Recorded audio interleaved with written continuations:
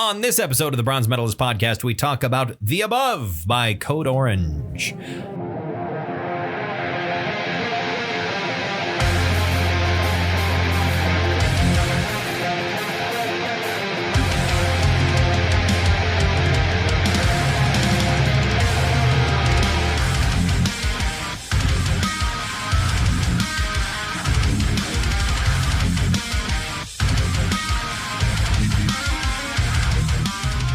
Hi, everyone. Welcome to another episode of the Bronze Metalist podcast. I'm Kale. I'm OJ. We're two professional broadcasters. We like metal, and we like to talk about it. And we are here in March, wrapping up Female February a week late. We got started a week late. We were going to wrap it up a week late because if we didn't do 4 albums of both Black Metal January and Female February, I would have died. Yes. Plus, we got to give the ladies their due. That's true.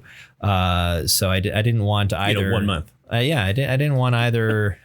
They only get 1 month. Yeah. Can we give them another one? No. Absolutely not.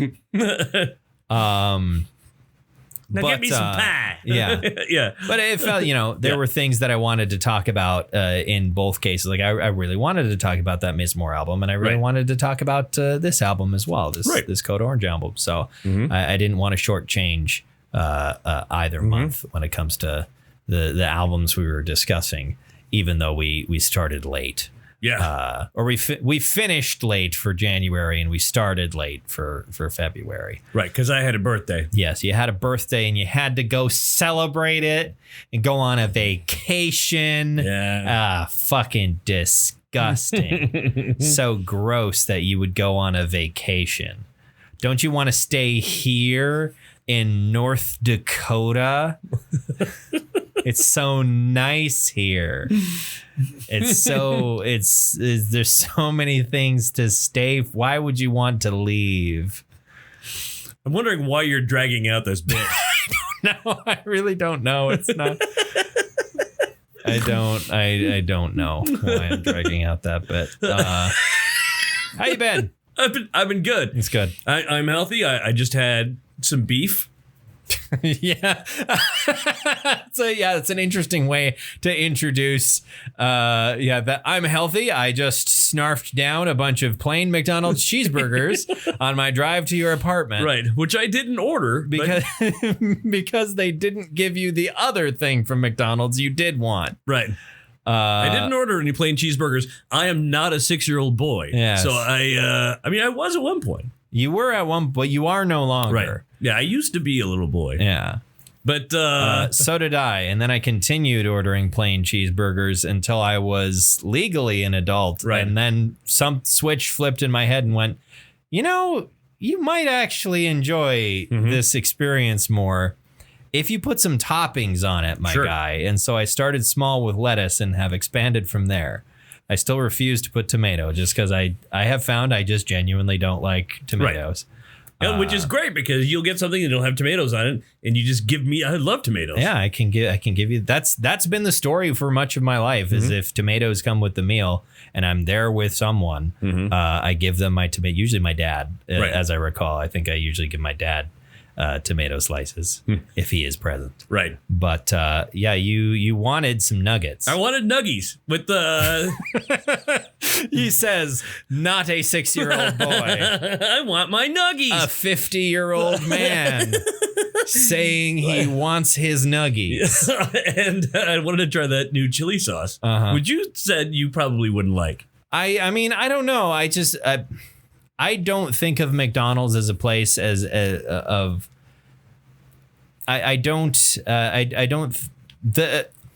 how do I word this? The adjective good is not something I would ascribe to most things at McDonald's. Right. Not in the sense, like, I enjoy McDonald's, but on some level, I'm like, none of this is good. I do have to say, though, I mean, some things are good. Like, their nugget sauces, generally, they hit those out of the park. Those. You also know I'm not huge on sauces. That's true. So because I'm also usually getting stuff at the drive-thru to then take back to my apartment and eat. I will usually forego any sauce and just use my own ketchup. Right. Dude, my own ketchup. I squeeze my Whatever own. that means. Whatever that means. This sauce is made with real kale.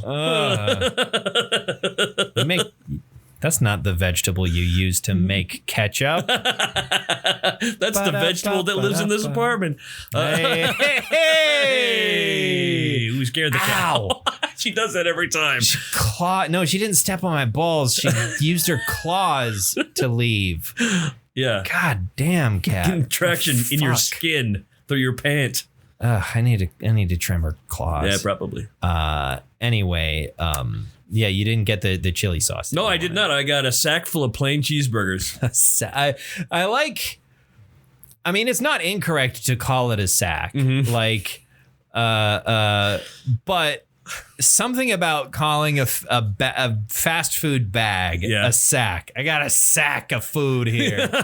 Something about that just like I am imagining the bottom is just soaked through with grease. Right. There's just a pile of food. Basically, I'm imagining a to-go bag from Five Guys. Yeah, actually, because it's what that is. Because the fries definitely soak through the fucking bag.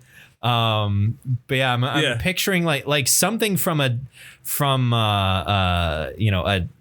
television show or almost a video game or like something animated. I think is what really pops into my mind of like the greasy fast food sack. It's the sack full of food. It spent some time in a Chinese junk. It was it's like it's something about it is just, but then they open it up and it's like it's probably good. Well, probably tastes good, but it looks gross on the presentation is nasty. Right.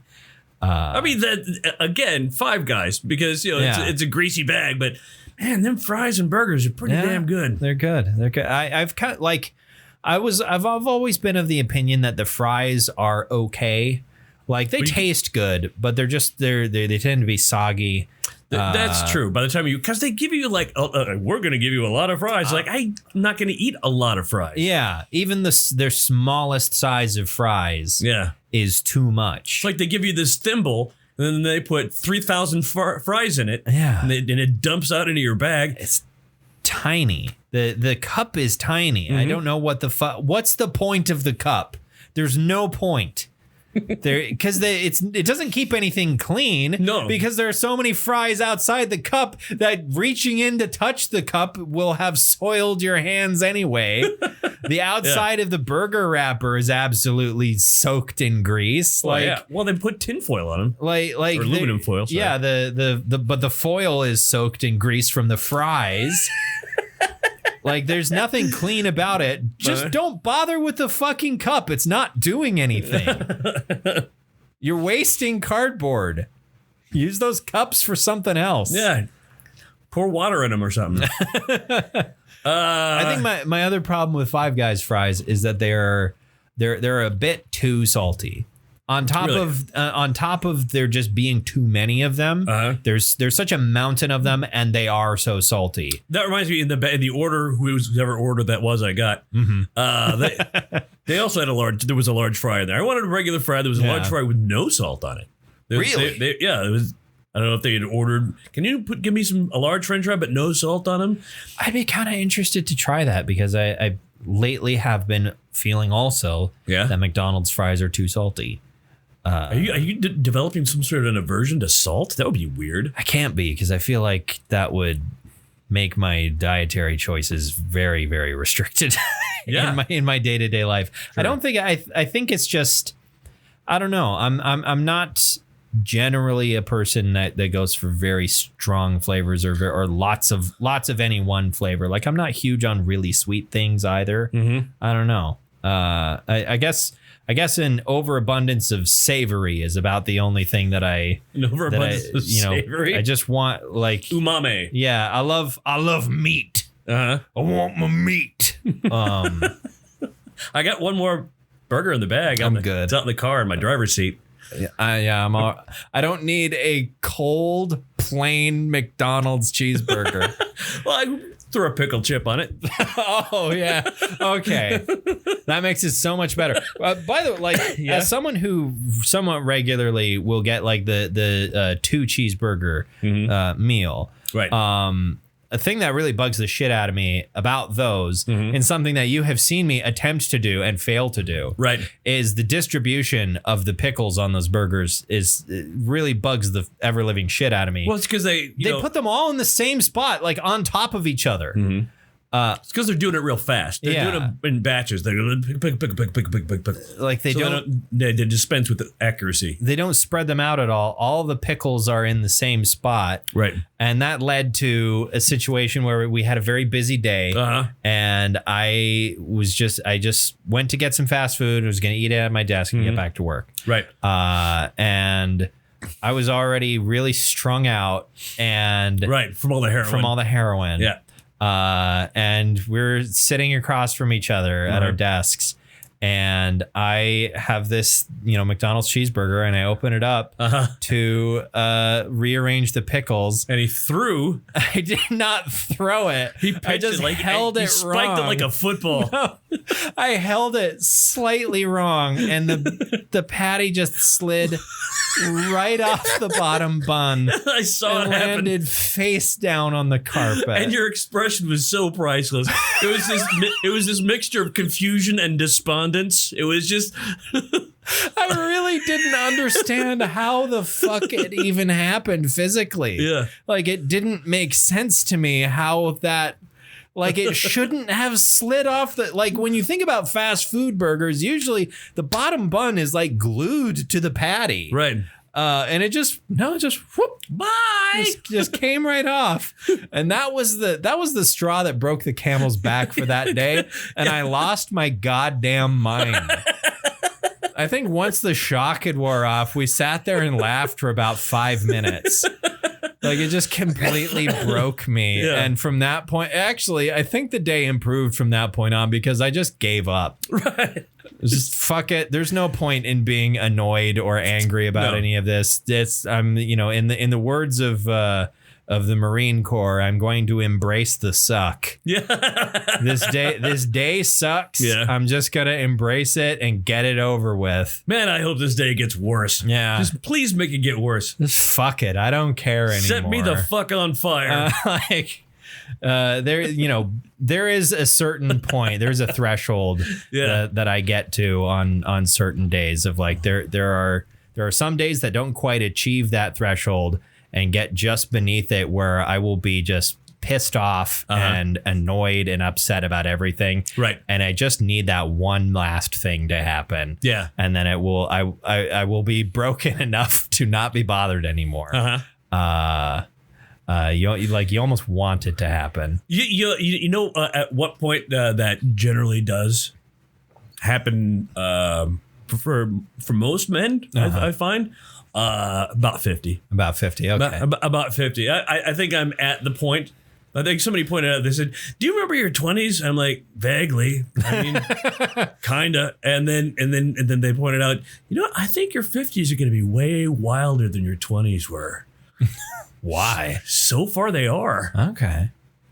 Yeah, I can see that, at least for you. At least for me, because my switch is broke. I mean, I'm like, you've seen the movie Office Space, right? Yeah. Yeah, I'm like the main character in that movie. I'm like, somebody hypnotized me and I can't break out of the trance. Like, I can't possibly give a fuck. Everybody can see me naked. What do you think? Take a picture? Fuck it. I don't care. I feel like it would not be hard for, in 22 years, it won't be difficult for me to surpass my 20s with regards to wildness, because my 20s have been like a plain cheeseburger.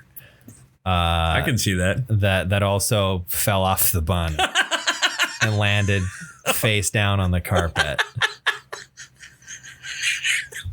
That's what my 20s have been like. Yeah, sure. Through no fault but my own. Oh, sure. It's the way I prefer it. Generally speaking, but I feel there is something lamentable about that. It's up to me to change things, which means things won't change. Things aren't going to change. Because you're a guy who's known for loving change. Oh, everybody knows that. Everyone knows I love variety and for the unexpected to happen. Absolutely. At any moment. I love to be surprised with new things. Right. No, that's false. Don't surprise me. Unless it's, genuinely something good, like a nice, fun surprise. Sure. That also doesn't require me to like change something big about my day. Right. Like, just a normal, pleasant surprise, right? Like, hey, I got you this thing. And I'm like, awesome. Thank you. Now I have this thing. That's great. Versus, hey, guess what? We're going on a road trip right now. I'm like, I was going to fucking do things. You can't just have a schedule. Well, you can't just spring this on me. Right. I'm not the kind of person that will drop stuff to go do something fun on a whim. Right. There needs to be some plan.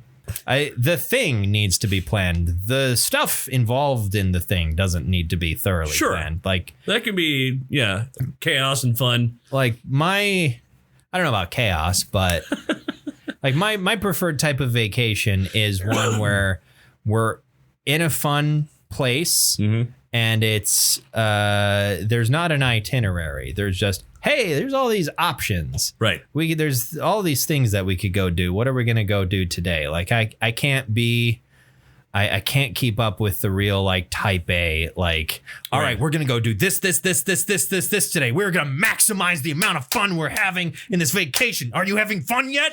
That was my grandfather. My grandfather did it. And actually the way he did it was awesome because he did that with a specific thing, and that is Disneyland.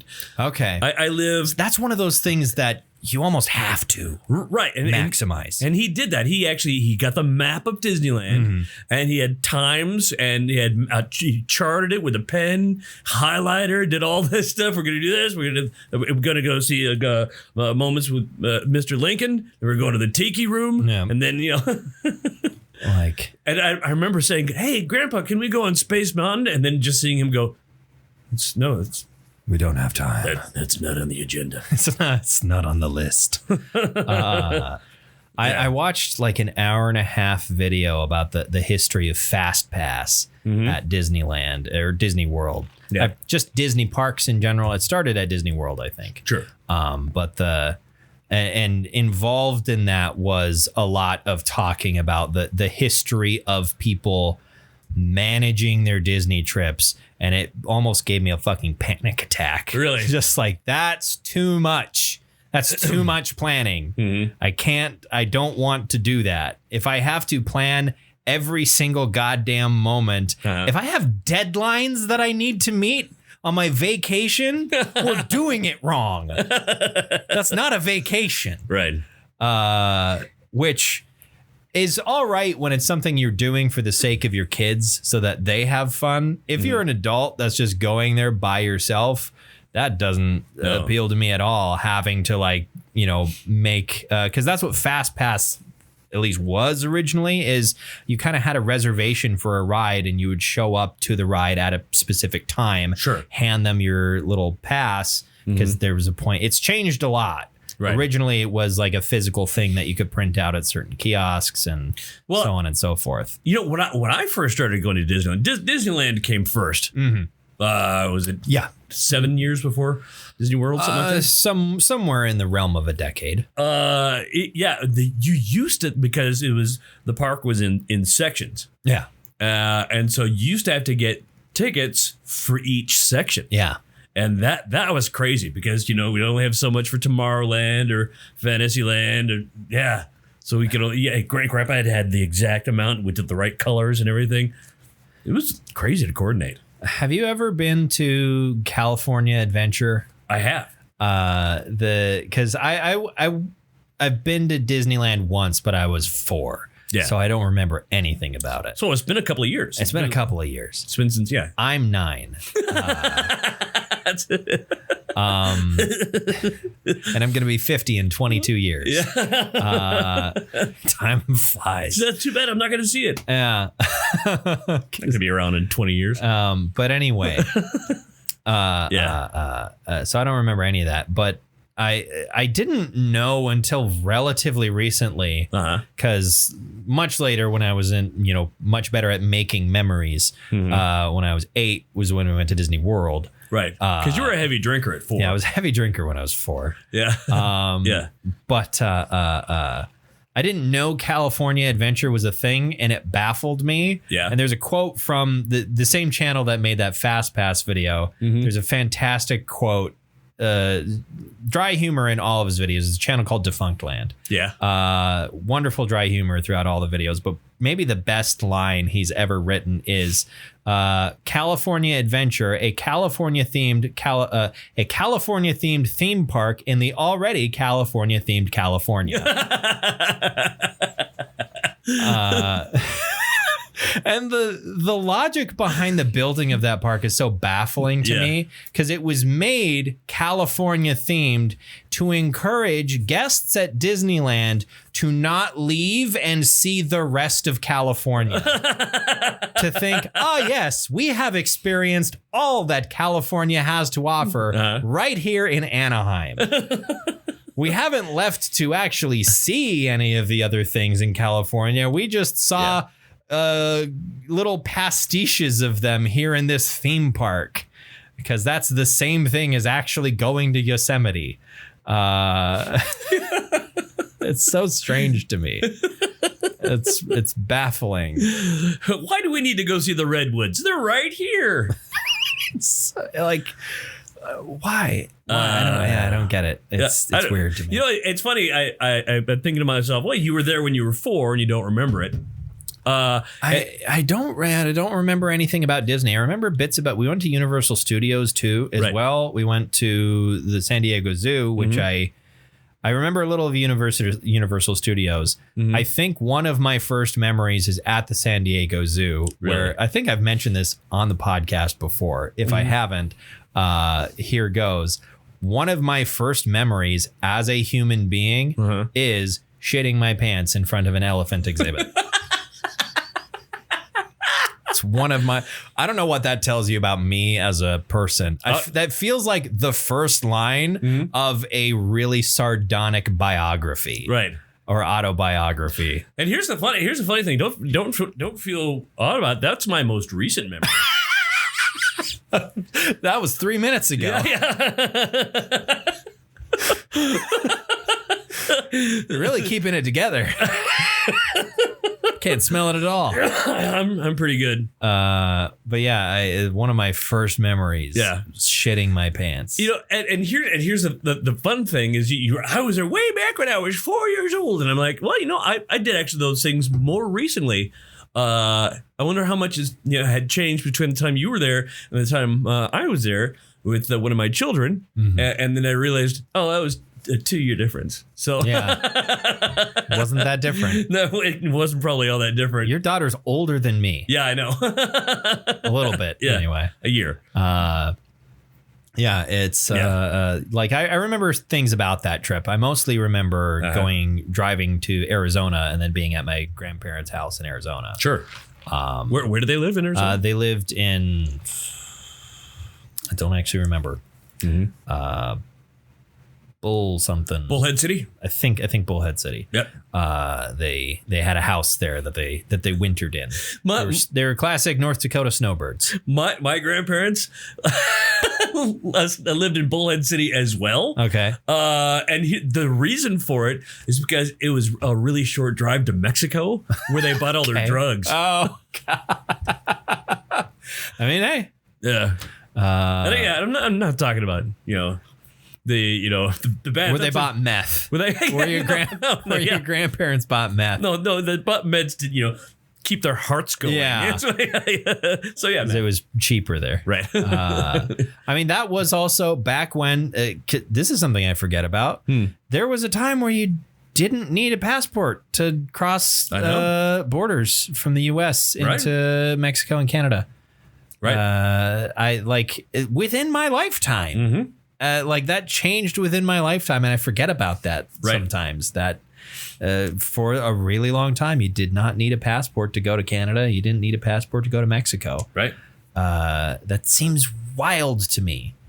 It seems weird and crazy to me. It was great. Yeah, like it sounds great, but also it's like no one was checking. Yeah, it wasn't all that much of, it wasn't really an issue.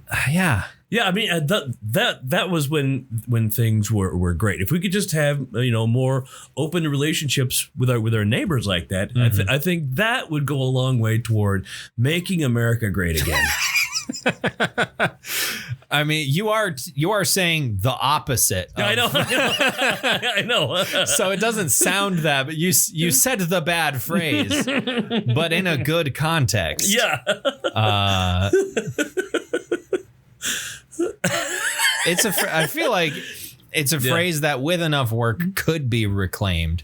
I guess not reclaimed. It's never been used by the left, right? But it could be taken perhaps with enough work. But by the left or centrists or actual Republicans. Oh God, we can't. Now I'm thinking about primary results and whatnot. Yeah, and it's too early in the year to be stressed out about all that bullshit. I'll just not really. I'm going to try and not stress about it for all of the year, and then dump all of the stress that I feel about politics onto election day. Right. And I'm sure that's a healthy thing to do. Yo, absolutely. That's what happened in 2020. It was just like fuck. Oh God. I'm trying to stand in line to vote, but I got to shit blood again. That was actually I was shocked in 2020 how how convenient voting was. Right. Yeah. Like for everything that was happening in November of 2020, my actual physical voting experience was really smooth and easy. And I was really surprised by that because my previous attempt to vote in a presidential election was a nightmare in 2016. Where there was all kinds of dumb bullshit that happened. I waited in line for like 2 fucking hours. Right. And then I got turned away because one of the people at the desk didn't know what the fuck they were talking about. What did they say? They claimed that if I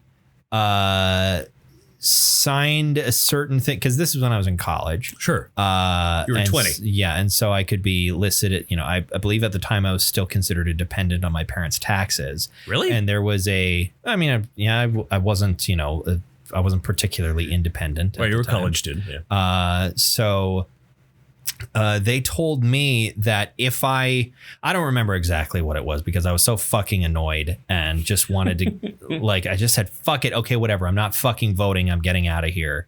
Tired of this shit. They were telling me that if I signed a certain thing that I could no longer be claimed as a dependent on my parents' taxes and that I shouldn't do that. And it's like, They made it seem like it was real bad, and I later learned that was like total bullshit. It seemed like they were being genuine about it, and they really thought that they were doing me a favor. Yeah. And the other people they were telling, there were other young people and college students that they were telling that. And it seemed like they really believed it, but I don't know where the source of that came from. I guess I don't know for 100% certainty whether that was true or not, but I'm fairly certain it was bullshit. I just don't know if it was bullshit that they genuinely believed or not, right? Or if they just didn't want young people to vote. Which, that's entirely possible. Wow. But yeah, let's move on to something that is much less mystifying and frustrating at times. Code Orange. The Above by Code Orange. Yeah. Frustrating is not the right word. No, but it's not. So if you don't know anything about Code Orange, they are an American band. They're coming to your town. Yeah, they're gonna party down. Wikipedia calls them a metalcore band. Yeah. I don't know at what point you just call them. Actually, I don't know what you would call them. I mean, this album seems to lean into the whole sort of Nine Inch Nails flavor. Yeah, a lot of experimental metal vibes, industrial vibes, lots of new metal vibes on this that I was picking up. I would say that's I think maybe the biggest change in sound between this and how I remember Underneath would probably be that this, I would, in my opinion, leans much more heavily new metal than Underneath did, which was, I think, kind of straight up more of like an industrial metalcore type sound. This, I think, is a lot more new metal in places. Well, she seems to have a lot more electronics in this. That too, a lot of samples, and that, I mean, that's part of the new metal, I think. Right. Yeah. But they're an American band of some persuasion. Human. Sure. You have the human persuasion. Yeah. From Pittsburgh, Pennsylvania. They were founded back in 2008. Oh, it was just near Pittsburgh. They were at the time called Code Orange Kids because they were kids. They were very, they're all about my age, I think. Really? And still alive? Yeah, they're still alive. I think they're maybe a bit older than me. Yeah. I don't know how old they were when they started making music, because 2008 I was 12, so they had to have been older than that, but they're not that much older than me. If they are, they might have been like 15. Yeah, something like that. But in any case, they started making music quite young. They've stuck together at a certain, they changed, they got rid of the kids and just became Code Orange. And have consistently kind of upped their game album after album, which is what you like to see, as they've grown as musicians, and have really established themselves as this kind of enigma, I guess, of like bands of their generation. They're weird, but not the band Enigma. Not the band Enigma, but like their sound is just very eclectic and bizarre. And you described it the last time we talked about them as sonic terrorism. Yes. And I feel like this album leans a little bit less. It feels a little more accessible, maybe, than Underneath felt at the time, or maybe I have just gotten desensitized to. No, you're right. This album is less, they less pants shittingly terrifying. Yeah, less pants shittingly terrifying. This one, there's a lot of darkness, and there's a lot of things that feel like something that might have belonged on a Marilyn Manson album. Yeah, I was getting some of those vibes. Or, I mean, alternatively, alternative metal. Alternatively, fucking.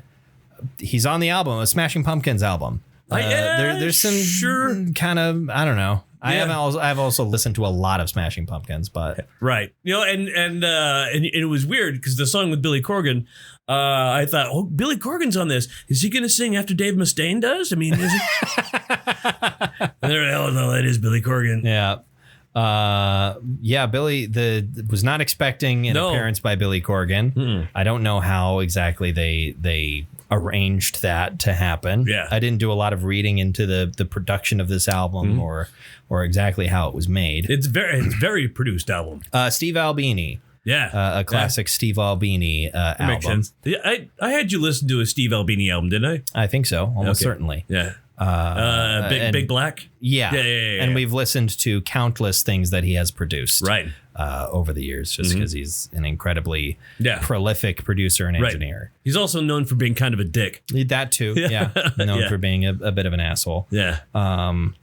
All right, let's pause and see what the fuck this is about. I keep on saying we got to update AIM tomorrow. I guess I didn't realize it was fucking up. Yeah. Well, I didn't know it until today. I was told by Shane, hey, just to let you know, I've been I've been extending the aim spots. It's extending. So they're showing up black, and then they've just been extending them. So that's probably not the way to go on that. Yeah, maybe say something about it. Yeah, we're gonna need to fix that shit. So okay, yeah, that's what we're doing tomorrow. I didn't. I did not know that there was anything wrong with it. Yeah. I thought because also if there's nothing skipping on our logs, then I don't know. Then we have no reason to check aim. Right. And there wasn't. Yeah. So I guess is it a problem that seems to be isolated to Sunny? It needs. Well, maybe Shane might need to update his version of it because we've updated aim here in Minot. I don't know if he's updated up there in Sunny. Okay. Well, anyway. I'll have to delete that section just because it's shop talk. I kept on seeing fucking text messages. Guys. Okay. We get it. We'll deal with it tomorrow. Christ. It's almost 8:00. Fucking hell. Where the fuck were we at? I don't know. I don't remember. We're talking about Agent Orange. Yes, we're talking about Agent Orange. Does this album slap? Yeah. Yes, I would say it slaps for sure. Although there are shocking moments where it suddenly doesn't slap for a bit and suddenly it's changed and the whole vibe is different for a couple of seconds on a dime. It just changes on a like in the first song, you know, it goes from this like really moody, aggressive sort of nu metal kind of rap bit, right? And then suddenly it's piano and Reba is singing, and there's this little piano thing, and then it goes back to being aggressive, right? And then it goes back to the singing, and then they're so different, and then the guitars come in, and it's wild. It is wild. It's a wild ride, but not quite as frightening as it felt the first time listening to The Underneath. Or not The Under. I want to call it The Underneath because this album is The Above, but it was just Underneath. Right. But I was looking at scores. It's got a Metacritic score of 77, which is pretty decent. It is decent. It seems like there was a few reviewers who were a bit less than enthusiastic about the sort of the eclectic nature of this album, and sort of the different directions that they sort of explored outward into. Some people were maybe less than enthusiastic about that. But what's your favorite song? You know what? I have to admit it. I really enjoyed the Billy Corgan Take Shape. It was a very good song. That is a very good song. And I think it might be my second favorite on this. Okay, what's your favorite? I think Grooming My Replacement is my favorite song on this. I grouped together The Game and Grooming My Replacement kind of as one. I think they were released as like one single, potentially. They're kind of a pair. Although a lot of these songs sort of flow one into each other, and because of it's not necessarily a clean, like a structurally clean flow from one song into another, the way that you might find on a progressive rock album. Right. But because of the way their music changes on a dime, you never really know. Is this a different song, or is this just the same shit they've been doing, where the song completely changes, but it's still the same track. But to me, the two are of a piece, right? And so I put them together. That's one of the heaviest sets on the album. It feels like it's. It feels like it should have been the climax of the album almost. There's something that bothers me a bit where. There are some albums, usually albums that are a bit longer in the tooth, like this one. Yeah. That's not how that phrase is used at all. No. That's used to describe something that is old. Right. But usually albums that are a bit longer like this that have a slightly higher track number, where it feels like you have what was supposed to be the end of the album and then what ought to be a group of bonus tracks. Sure. But they're not labeled as such. Right. And to me, like, they could have ended it at 10. I do think that the title track is really good. Sure. I do really like it. The other tracks after Grooming My Replacement, I kind of don't care about so much. Like But a Dream felt like almost a bit different band. Yeah, like there's those I could do without. I think the title track needs to be there. It's the fucking title track. Right. I like that. I think it serves, it does the album conclusion thing. It's like it's a big crescendo, but it feels weird because it comes after this, which was the real raw, fucking aggressive, fucking angry. Right. So you could have put that the above the game potentially. Yeah. But I agree with you. The game and Grooming My Replacement are my favorite songs. What metal do you bestow upon this album, like Maskanata to Chewbacca? I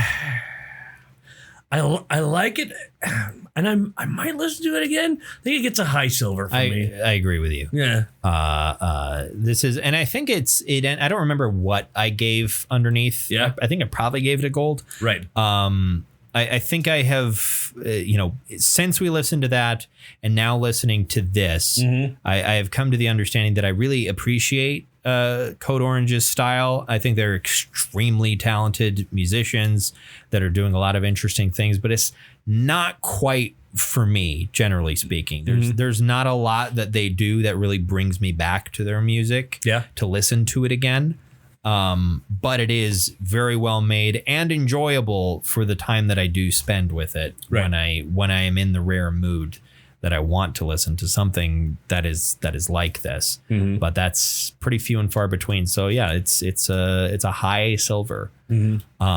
So it's March now. In the month of March, we usually spend some time talking about music we like that is not metal. So it's your week next week. What do you want to talk about? I would like to talk about an album that I think, I think could pick up some traction if pick up a little. Okay. If more people heard it. All right. It's a hidden gem. It's a hidden gem. It's something which I'm positive you've heard 75 to 80% of the music on this album, but you've never listened to it as an album, as its own piece. All right. From 1966. Okay. The album Revolver. Revolver by The Beatles. The Beatles. Okay. Yeah. A band that could have gone somewhere. They really could have gone somewhere if they had just stuck with that one guy. Pete Best? Yeah, Pete Best. If they just hadn't kicked out Pete Best. Yeah, they could have had a career. They really could have had a career. Yeah. All right. See this. It goes to show you're like, songs that you've probably heard 95% of, but never as an album. Yeah. When you said Revolver to me, I was like, that what band? I mean, 1966. This is probably the Beatles, but I don't want to say that and be wrong.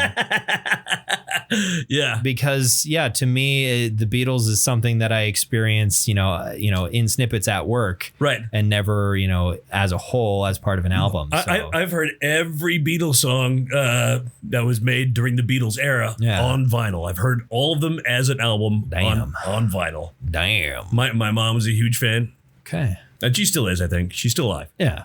Still, there's no reason to give up on being a fan of the Beatles. No. Okay. We'll listen to Revolver by the Beatles next week. A little known band. that did not irreversibly change the direction of popular music. Right. I mean, they fizzled out after 7 years. There's what a short career. They didn't change anything. Right. Next week, the Beatles. Wow.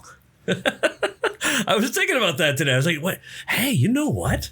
I'll bet fucking Kale's never listened to an entire goddamn Beatles album." It's true. Jesus Christ. Well, which one do I bring? Yeah, that became. So how did you say? We'll talk about this next week. So until then, why don't you go ahead and follow us on Facebook or on Twitter? And I'm pronouncing it that way now. Twatter. As a protest? I don't know. Go ahead and follow us on those pages if you want. You'll get updates because we post when new episodes come out. I assume those posts still work. I don't know. In any case, just you could also subscribe to our feed on whatever device you're using to listen to us. Right, because you're listening to us right now. I assume you've somehow made your way to it anyway. So subscribe to our feed. What are you waiting for? Thank you very much for listening to another episode of the Bronze Medalist Podcast. I'm Kale. I'm OJ. Congratulations.